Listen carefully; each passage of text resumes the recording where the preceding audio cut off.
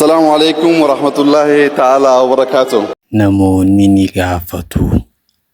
Diktor Abiy Ahmad eessatti dhalate? Abiy Ahmad kan dhalate Itoophiyaa magaalaa xiqqoo Shaashaati. Abbaan isaa Ahmad Alii manguddoo Oromoo Musliima kabajamaa tahee bara Hayila Sillaasee masjiida ijaaruuf baay'ee gara lafatti arjoomaa ture.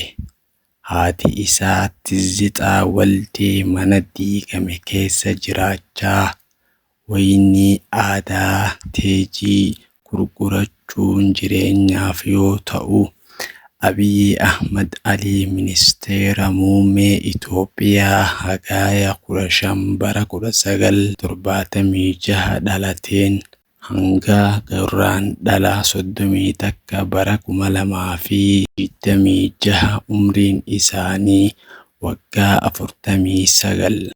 Ebla 2 bara 2018 irraa eegalee ministeerii muummee Afraffaa Riippaabilikii Dimokiraatawaa Federaala Itoophiyaa ta'uun tajaajilee kan turan badhaasa Noobeelii nageenya badhaafamaniiru.